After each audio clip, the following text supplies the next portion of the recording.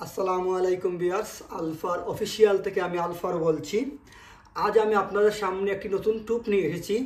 এই টুপের নাম হলো লে টুপ। এই টুপটা আপনারা কিভাবে বানাবেন, কিভাবে প্রসেস করবেন এবং এই টুপে রুই কাতলা মাছ ধরে যারা একটি টিকিট পুকুরে বড় বড় রুই কাতলা মাছ ধরতে চান তাদের জন্য আজকে ডিম, বনরুটি এবং তুলার মাধ্যমে তৈরি করতে হবে সহজেই। আপনারা এই তিনটি জিনিস দিয়েই সহজে তৈরি করতে পারবেন লে টুপ। তো আমরা প্রথমে কিভাবে আপনারা লে টুপ তৈরি করবেন আমরা সেই প্রসেসটা আপনাদেরকে দেখিয়ে দিচ্ছি। প্রথমে আপনারা এই যে বনরুটিগুলো রয়েছে, আমরা কিন্তু এই বনরুটির লাল অংশগুলো ফেলে দিয়েছি। দেখতে পাচ্ছেন বনরুটি ভালো করেই সব বনরুটি আমরা ফেলে দিয়েছি। তো ভালো মানের বনরুটি আনবেন, যে বনরুটির মধ্যে একটু গন্ধ থাকে, এই বনরুটি আনলে আরও বেশি ভালো। তো এভাবে আপনারা দুটি বনরুটি এক করবেন। এক করার পর বেশি সময় রাখতে পারবেন না পানিতে, বেশি পানিতে না রেখেই এভাবে সব পানি ঝেড়ে ফেলে দিবেন। আমরা একটি একটি করে সব বনরুটির সেম টু সেম প্রসেস করব। এই দেখতে পাচ্ছেন এভাবে ভালো করে সব পানিগুলো ঝেড়ে ফেলতে হবে গাইস।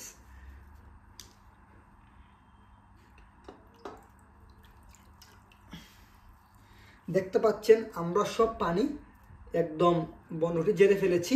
এখন আপনারা কি করবেন, এই বনরুটিগুলো ভালো করে একদম মিশিয়ে নেবেন যাতে অল্প অল্প না থাকে, সব যাতে একদম মিশিয়ে যায়। এইভাবে একদম একটু টাইম নিয়ে মিশিয়ে নেবেন। মিশিয়ে নেওয়ার পর যদি আপনারা দেখেন যে পানি একটু বেশি হয়ে গিয়েছে, তাহলে আপনারা এখানে একটু আটা ব্যবহার করতে পারেন।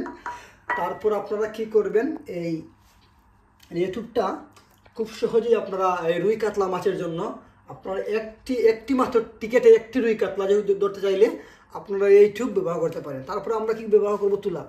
এই তুলাগুলো এভাবে কেটে নেবেন, এইভাবে একদম করে নেবেন। শিমুল তুলা হলে সবচাইতে বেশি ভালো হয় গাইস। শিমুল তুলা যদি জোগাড় করতে পারেন, আমি শিমুল তুলা ইউজ করেছি।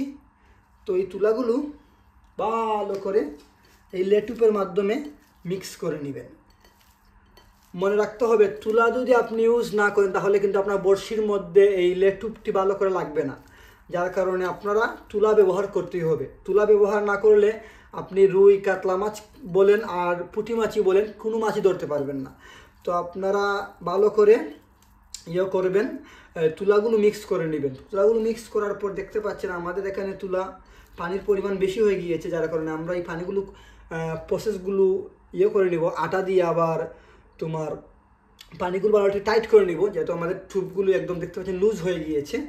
তারপর আমরা আটা দেওয়ার পরে আপনি এই ডিম দিয়ে আবার টুপগুলো টাইট করে এভাবে বড়শির মধ্যে লাগাবেন।